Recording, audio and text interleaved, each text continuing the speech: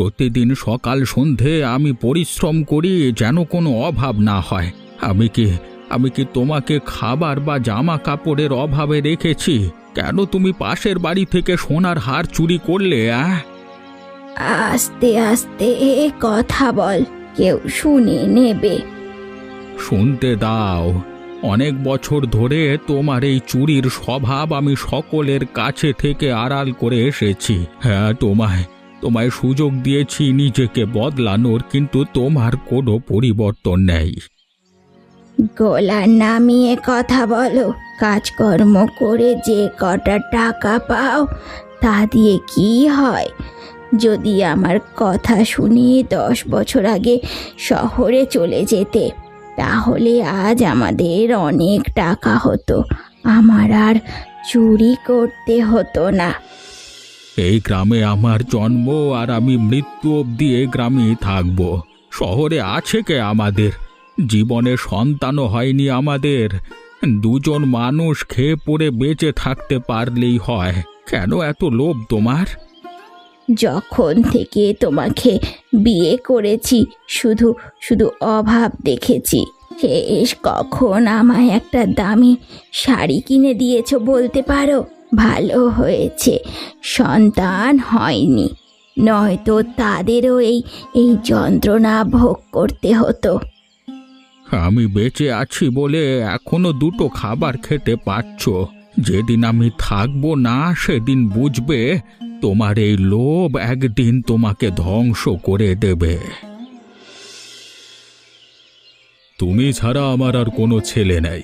তোমার 3 বোন যার যার মতো বিয়ে করে সংসার নিয়ে ব্যস্ত। তোমার যদি কোনো সন্তান না হয় আমার বংশ আর এগোবে না। আমার খুব চিন্তা হয় বাবা। এত বছর হয়ে গেল, এখন আমি বাবা ডাক শুনতে পেলাম না। আমার স্ত্রী আস্থা সব সময় কাঁদতে থাকে। আমার এত ধন সম্পদ, এসব কার জন্য? এসবের কোনো উত্তরসূরি না থাকলে তো আমার বংশের অস্তিত্ব বিলীন হয়ে যাবে। কত ডাক্তারের শরণাপন্ন হলাম, শহরের বড় ডাক্তারও বাদ রাখিনি, কিন্তু কোনো লাভ হয়নি। বলছি প্রণব, আমি জানি আমার এটা বলা একেবারে বেমানান, কিন্তু তোমার দ্বিতীয় বিয়ে করা ছাড়া আমি আর উপায় দেখছি না। না বাবা, এ অসম্ভব। আমি আমার স্ত্রী ছাড়া অন্য কারোর সঙ্গে জীবন অতিবাহিত করবার কথা চিন্তা করতে পারি না। আমায় ক্ষমা করো, আমি দ্বিতীয় বিয়ে করতে পারবো না। কিন্তু প্রণব, এছাড়া আমাদের বংশ এগিয়ে নেওয়ার আর কোনো উপায় নেই। তুমি কি একবার আমার কথা ভাববে না? আমি তোমার কথা ভাবি বাবা। তুমি যা বলবে আমি মেনে নিতে রাজি আছি, কিন্তু এই কাজ আমি করতে পারবো না। আমায় ক্ষমা করো।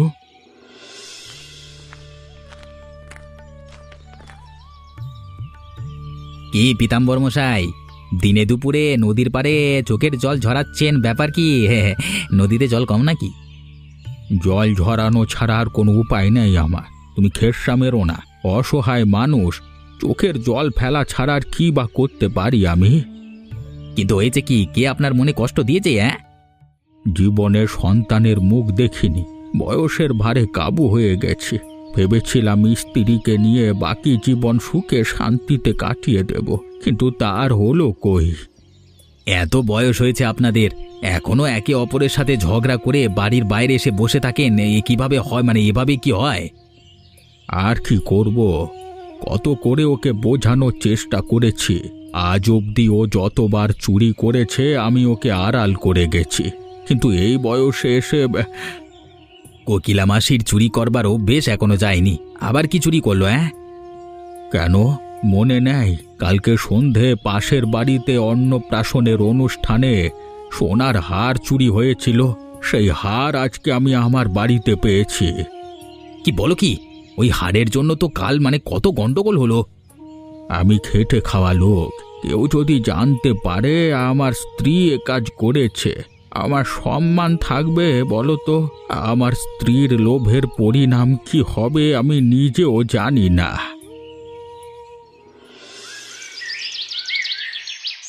এত বড় হার! এই হার বেচলে যে টাকা পাওয়া যাবে সেই টাকা পীতাম্বর কাকুর 2 মাসের রোজগার। এই জন্যই তো হারটা চুরি করেছি। একবার ভেবে দেখো সারদা, যদি এই হার বেচবো আমি ভালো টাকা পাই, এ টাকা দিয়ে কত কেনাকাটা করতে পারবো, কিন্তু তোর কাকু বুঝতেই চায় না। কোনো জিনিস যদি চুরি করে নিজের লাভ হয় তাহলে চুরি করতে দ্বিধা কিসের? তুমি একদম ঠিক কাজ করেছো। তোর কাকু আমায় বললে এই হার যেন আমি ওই বাড়িতে গিয়ে ফেরত দিয়ে আসি তাদের, এবং ক্ষমা চাই। বাবারে, এত কষ্ট করে চুরি করলে বুঝি ফেরত দিয়ে আসার জন্য? তুমি কাকুর কথা শুনে এ হার একদম ফেরত দিতে যেও না। তাহলে আমি এখন কি করি বলতো? এ হার তুমি আমাকে দাও। আমার একটা পরিচিত স্বর্ণের দোকান আছে, ওই দোকানে গেলে খুব ভালো দামে এই হার বিক্রি করা যাবে। বেশ, তাহলে তুই হার নিয়ে যা, আর ওই দোকানে বেচে আমায় টাকা এনে দে। আর আর খেয়াল রাখিস যেন কেউ ধরতে না পারে, তাহলে দুজনেই ফেঁসে যাব। আমার আমার কোনো দোষ নেই। এই হার আমার নাকি? এই হার আমি অন্য একজনের কাছ থেকে নিয়েছি। সে বলেছিল এটা স্বর্ণের হার। ও গো,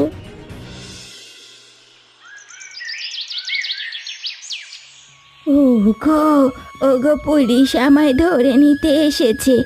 এই সব সারদার কারণে হয়েছে। আমার এখানে খুব খুব খুব ভয় করছে। তুমি আমায় এখান থেকে ছাড়িয়ে নিয়ে যাও। দেখলে তো তোমার লোভের পরিমাণ কি হলো? শেষমেশ আজকে পুলিশের হাতে ধরা পড়লে তুমি। ছি ছি ছি ছি, আমার মান সম্মান তুমি রাখলে না। এখন এসব কথা বলার সময় নয়। তুমি যেভাবেই হোক বাড়ি নিয়ে চলো আমাকে।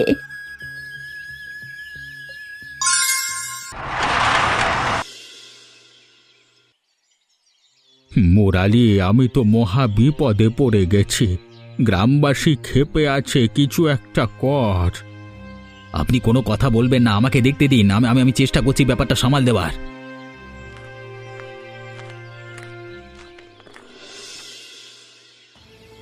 মাসি, আজকে তোমার অপকর্মের শাস্তি বেচারা পীতাম্বর কাকুকে পেতে হলো।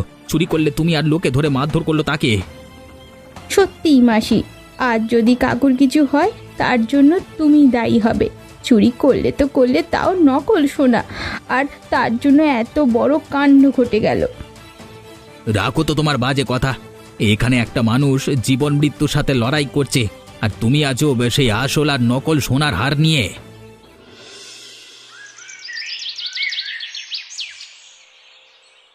কি গো, বাজারে যাচ্ছি, তুমি তো বললেই না আমায় কি কি লাগবে। বেশি কিছু নয়, চাল, আটা, লঙ্কা গুঁড়ো, ধনিয়া গুঁড়ো আর আর কয়েক রকমের মাছ নিয়ে এসো। কদিন আগেই তো চাল এনেছিলাম, এত তাড়াতাড়ি কি করে শেষ হয়ে গেল? উফ, কি করে শেষ হয়ে গেল? কেন জানো না বুঝি? আমাদের সংসারে কি এখন আর দুজনের সংসার আছে? আমরা তো দুজনই, তিনজন হলাম কখন থেকে? কোকিলা মাসিকে ভুলে গেলে তুমি? নিজে তো পীতাম্বর কাকুর মৃত্যুর পর বলেছিল, কোনো চিন্তা করো না মাসি, আমরা আছি তোমার জন্য। এখন বোঝো? আমি কি জানতাম নাকি? তাকে এ কথা বললে সে আমাদের উপর চড়ে বসবে। স্বামী মরেছে, তাই ভাবলাম এক দুদিন আমাদের বাড়ি থাকবে, খাবে, কিন্তু আজকে এতদিন হয়ে গেল এখনো। আর তার সময় অসময় ঘরে আসা যাওয়া আমার একদম সুবিধের মনে হয় না। কোন সময় যে কি চুরি করে বসে। আলমারি আর সিন্ধুকের চাবি সাবধানে রেখো, এসব চোর চোরদের কোনো ভরসা নেই। হ্যাঁ, আপনি কোথা থেকে এসেছেন, আর কি চান আপনি? আমি রামনগর থেকে এসেছি। একটা কাজের খুব দরকার। এই পৃথিবীতে আমার কেউ নেই। রামনগর থেকে এখানে এলেন কেন? আরে সেখানেও তো অনেক কাজ আছে করবার মতো। বয়স হয়ে গেছে তো, তাই তাই কেউ এখন আমাকে কাজ দেয় না, তাই বাধ্য হয়ে এখানে এসেছি। কি কি কাজ পারেন আপনি? যা বলবেন করতে পারবো। বাড়ির কাজ বা কৃষিকাজ অথবা কৃষিকাজ, জমি দেখাশোনা, সব সব। বেশ, আপনি এত আশা নিয়ে এসেছেন, আমি আপনাকে নিরাশ করব না। আপনি আমার বাড়িতে রান্না বান্নার কাজটা সামলাতে পারেন। আপনাকে থাকা খাওয়া সহ মিলিয়ে 400 টাকা দেব মাসে। কৃতার্থ হলাম। আপনার ব্যাপারে যা শুনেছিলাম ঠিক শুনেছিলাম। আপনি হলেন মহান মহান। এসব বার কোনো দরকার নেই। আপনি কালকে থেকে কাজ শুরু করুন। আজকে বাড়ির পরিবেশ বুঝুন, বিশ্রাম নিন, বুঝলেন? আমার কখনো ছেলে মেয়ে হয়নি, কিন্তু কিন্তু তোমায় দেখলে মনে হয় তুমি আমার মেয়ে, আর তাই তোমার যত্ন নেওয়ার দায়িত্ব আমার। আমিও অনেক বছর ধরে এই মুহূর্তের জন্য অপেক্ষা করছি। আমি তো ভেবেছিলাম আমি হয়তো কখনো আর মা হতে পারবো না। ওপরওয়ালা কখন কার ভাগ্যে কি রাখে কেউ বলতে পারে না। তোমার এই সন্তান খুব ভাগ্যবান। এত বড় ঘরে ওর জন্ম হয়েছে, আর কিষানলাল বাবু তো তার জন্য পুরো পৃথিবী হাজির করতে রাজি। অবশ্যই আমার সন্তান ভাগ্যবান। জানেন মাসিমা, আমি খুব ছোটবেলায় মাকে হারিয়েছিলাম, কিন্তু আপনাকে পেয়ে মনে হলো মা থাকলে ঠিক এমনভাবেই আমার খেয়াল রাখতো। তাহলে এখন থেকে মায়ের সব কথা শুনতে হবে। সব সময় খাবার খাবার খেতে হবে, ওষুধ খেতে হবে, আর পর্যাপ্ত বিশ্রাম নিতে হবে। আমাদের পরিবারের রীতি হলো শিশুর নাম তার বাবাই ঠিক করে। ঠিক যেভাবে আমি তোমার নাম রেখেছিলাম, এবার তুমি তোমার পুত্রের নাম ঠিক করো। সবসময় তো বাবাই রাখে, কিন্তু আমার ক্ষেত্রে একটু ব্যতিক্রম হবে। আমার ছেলের নাম রাখবে তার মা। আস্থা, তুমি বলো ওর কি নাম হবে? বেশ, তাহলে তুমি বলো বৌমা, কি নাম ঠিক করেছো? খুব সুন্দর নাম। আমার আর প্রণবের পর এ গ্রামের মুখিয়া হবে আমার একমাত্র নাতি বেদান্ত কুমার। জানিস মুরালি, ওই ছেলে কোনো সাধারণ ছেলে নয়। যখন থেকে ওই ছেলে জন্ম নিয়েছে, কিষানলালের অর্থ প্রতিপত্তি আরও বেড়ে গেছে। তোমার কথা শুনে আমার মনে হচ্ছে ওই ছেলের কোনো মায়াবী শক্তি আছে। না হয় ওই জন্মের পর সব এত পাল্টে যাওয়ার কারণ কি? আমারও তাই মনে হয়। ওর জন্মের পর প্রণবের নতুন ব্যবসা শুরু হয়েছে। অল্প দিনের ওই ব্যবসা লাখ টাকার মুনাফা করেছে। সবাই বলে ওই ছেলে ভাগ্য নিয়ে এসেছে। যদি একথা সত্যি হয়ে থাকে, তাহলে একবার ওই বাচ্চা আমার হাতে নিতে পারলে আমারও পোড়া কপাল পরিবর্তন হয়ে যাবে। কিন্তু কিন্তু কি করে হাতে করব? পুরো পরিবারের সবাই আমায় খুব সম্মান করে আর অন্ধের মতো বিশ্বাস করে। ওখানে যাওয়ার পর থেকে আমি সব কষ্ট ভুলে গেছি। আগে তো ওদের টাকা ছিলই। যখন থেকে প্রণবের ছেলে জন্ম নিয়েছে, এমন মনে হয় যে সৌভাগ্যের বৃষ্টি হচ্ছে ওদের ওপর। তোমারও তো পুরো ভাগ্য বদলে গেল গো। কোথায় তুমি এই পাড়াগায়ে পড়েছিলে, আর এখন দেখো ওই রাজপ্রাসাদের মতো বাড়িতে ওদের পরিবারের সদস্য হয়ে থাকো। মাসি, সবই তো শুনলাম, কিন্তু তোমায় মাসে কত টাকা দেয় সে কথা তো বললে না।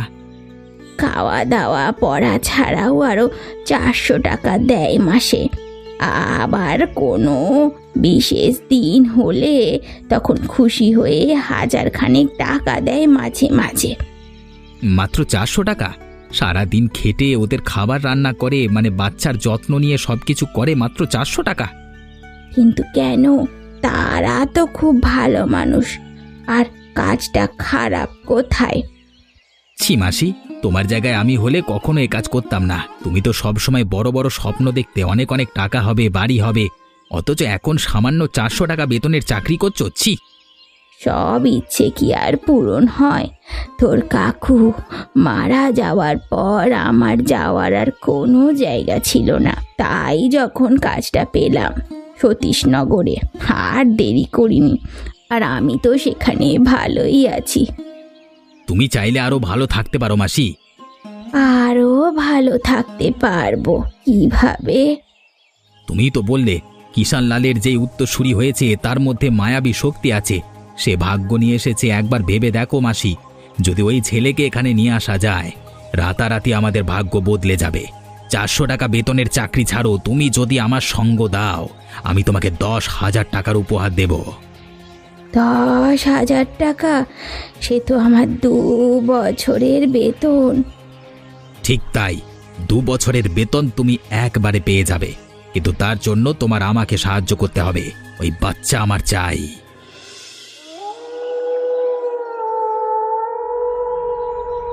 এই হলো প্রণব আর আস্থার বাচ্চা। চারপাশে প্রহরীরা থাকে, তাড়াতাড়ি কেউ দেখে নেওয়ার আগে এখান থেকে চলো চলো। শুধুমাত্র তোমার বলায় আমি এত বড় ঝুঁকি নিয়েছি। যদি আমি ফাঁসি তাহলে কিন্তু তোমাদেরকেও ফাঁসিয়ে দেব। আমরা ফাঁসবো না, অন্ধকার চলো, কেউ আমাদের চেহারা দেখতে পায়নি। তাছাড়া কিষানলাল জানে তুমি রামনগরে, তাই তোমার উপর সন্দেহ যাবে না। কাল আবার সতীশনগর রওনা দিয়ে বাচ্চার জন্য কাঁদার অভিনয় করবে। এসব তো হবে, কিন্তু কিন্তু আমার 10,000 টাকা। আরে বাহ, এ আগে বাড়ি পৌঁছেনি, তারপর তো দেবো তোমার টাকা। চিন্তা করছো কেন কলা? কিন্তু আস্থার জন্য আমার মন খারাপ করছে। ও আমায় আমায় কত বিশ্বাস করতো। যদি তোমার কাছে টাকা না থাকে লোকের বিশ্বাস দিয়ে তুমি কি করবে? টাকাই তো সব, বুঝলে?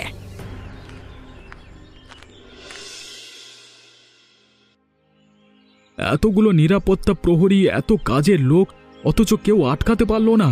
তাহলে আর টাকা দিয়ে ওদের পুষে কি লাভ? তোমাদের চোখের সামনে অপরাধীরা অন্ধকারে মিলিয়ে গেল, আর তোমরা ধরতে পারলে না।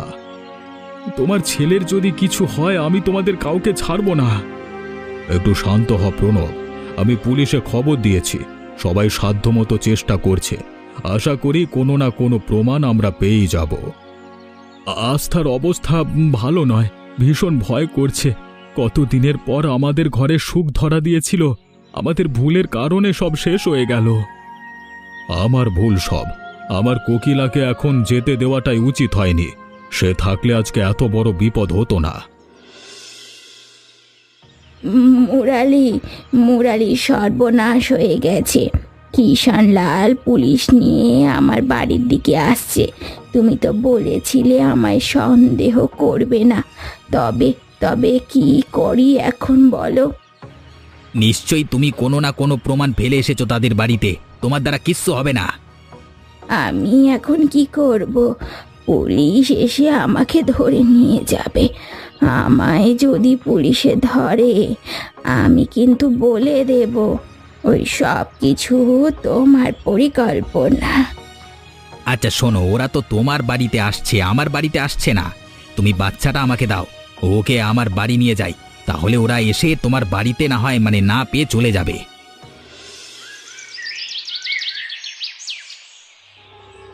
বাবা, কোকিলা মাসিও তো কিছু জানে না, তাহলে শাড়ির টুকরো, ভাঙা চুড়ি ওসব কার?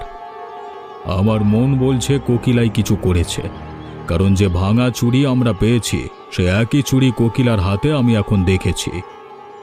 বলো কি, তাহলে কি উনি? হ্যাঁ প্রণব, কিন্তু এখনই কিছু করা যাবে না। আমাদের ঠান্ডা মাথায় সব করতে হবে, নয়তো কোকিলার সন্দেহ হবে আর সে সতর্ক হয়ে যাবে। আমার মাথায় একটা পরিকল্পনা আছে।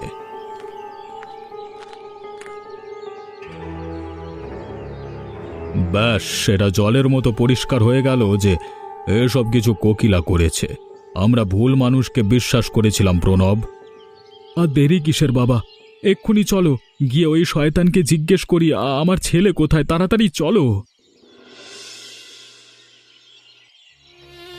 নিজের মায়ের চেয়ে বেশি বিশ্বাস করতাম তোমাকে। তুমি এই কাজ কি করে করতে পারলে? আমি এ কাজ করতে চাইনি বাছা। মুরালি আমায় টাকার লোভ দেখিয়ে এ কাজ করতে বাধ্য করেছে। এ কাজ করতে বাধ্য করেছে রে। তোমার এই লোভের কারণে তুমি তোমার নিরীহ স্বামীকে হারিয়েছ। আমরা তোমাকে আমাদের পরিবারের সদস্য হিসেবে মেনেছি, কিন্তু আফসোস, লোভের কারণে তুমি তাও হারিয়ে ফেললে। আফসোস তুমি এটাও বুঝতে পারলে না, টাকার চেয়ে বেশি মূল্যবান হলো বিশ্বাস আর মমতার সম্পর্ক, যেটা তোমার ছিল আস্থার সঙ্গে, আমাদের সঙ্গে। আর আপনারা এমনই মজার মজার গল্প দেখতে আমাদের চ্যানেলটিকে সাবস্ক্রাইব করতে ভুলবেন না।